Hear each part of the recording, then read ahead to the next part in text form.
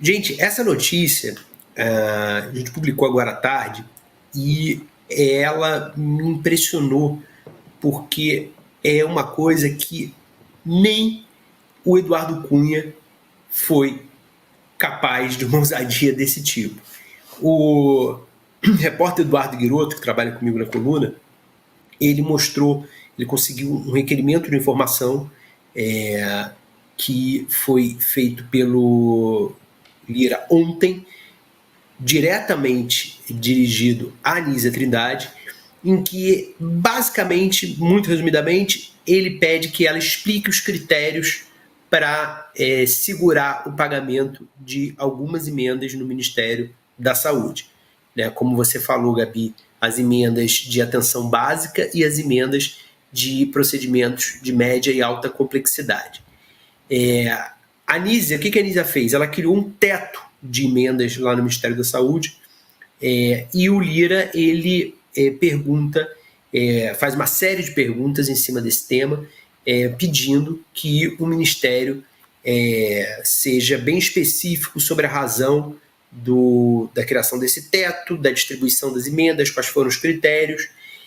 E isso não é uma coisa à toa, né? A gente tem que entender que desde o fim do ano passado, eu me lembro que acho que início de dezembro, final de novembro, eu dei essa informação na coluna, já estava o rumor de que o Centrão, no início do ano, voltaria a atacar a Anísia Trindade para tentar o Ministério da Saúde.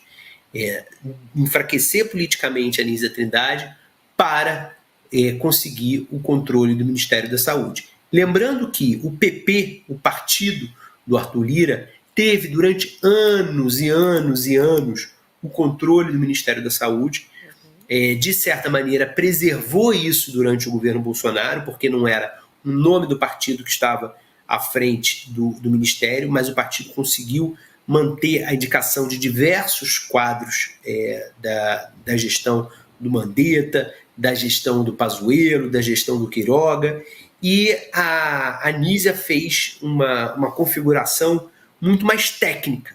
E essa é a principal razão porque o Centrão e agora o Arthur Lira escancaradamente, o Eduardo Cunha, gente, ele usava pelo menos outros deputados.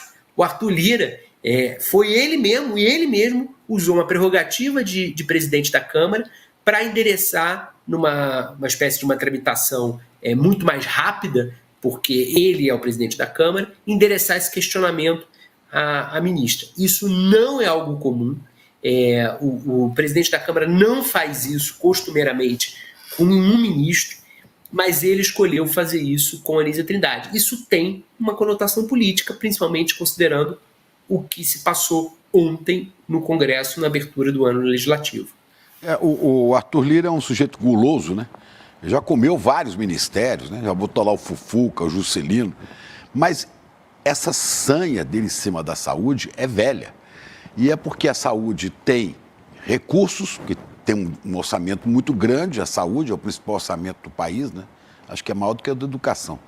E tem capilaridade, porque está no país inteiro, em todos os municípios, tem presença de Ministério da Saúde. No ano de eleição, você imagina, o Lira tem espuma de vontade de botar a mão nesse brinquedo. Mas esse você não leva não, viu? Não leva esse não, Guilherme. E nem vai conseguir derrubar, como está querendo, o Padilha. Eu queria que você falasse sobre a questão do Padilha também, que está na mira dele, né? Ministro Chico, muito importante você falar disso, porque com o Padilha ele foi explícito de uma maneira, na conversa com o Lula, de uma maneira que ele nunca foi em relação à Anísia. Não há informação, o próprio Lula acho que já falou disso publicamente, e nos bastidores em torno do Lula fala a mesma coisa, não há informação de que em algum momento o Lira tenha dito quero que demita a Anísia, né? Ele trabalha por isso no entorno, mas nunca chegou para o Lula e falou isso. Em relação ao Padilha, ele já disse para o Lula que tinha que trocar o ministro das Relações Institucionais. Ele e o Padilha não se falam desde o início do ano, não tem relação. Ontem o Padilha foi... desde setembro do ano passado, viu? Desde setembro do ano passado. Desde setembro do ano passado, o registro é esse, exatamente. Ontem o Padilha foi à abertura do ano legislativo, não foi a figura de destaque do governo federal, essa figura foi Rui Costa, designado pelo Lula.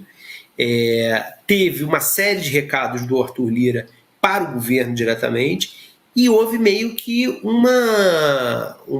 se ignorou o Padilha na maior parte do tempo. Hoje, inclusive, saíram alguns registros do momento, fotos do momento em que os dois se cumprimentam, e o Lira mal olha na cara do Padilha, né? E aí, qual é a estratégia do Padilha nesse momento? Ele está, publicamente, negando que haja essa crise.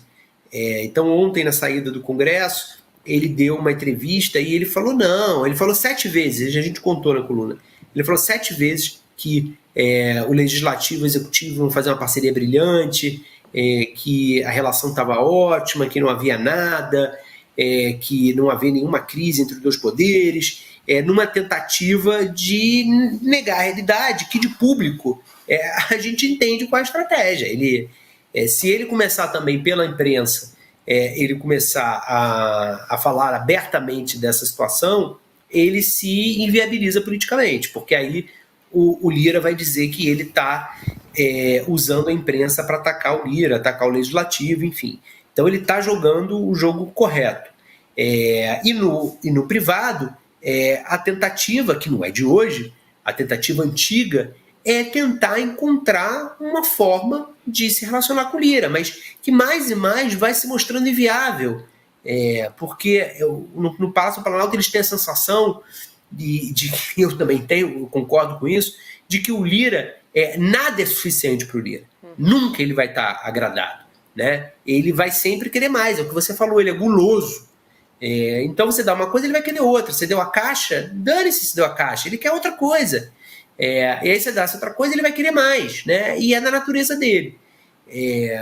Agora, sim, o governo tem que talvez jogar em algum momento desse ano, talvez não seja no primeiro semestre que dê para fazer isso, mas talvez no segundo, jogar com o fato de que o Lira sai em janeiro, né? Ele não pode se candidatar à reeleição.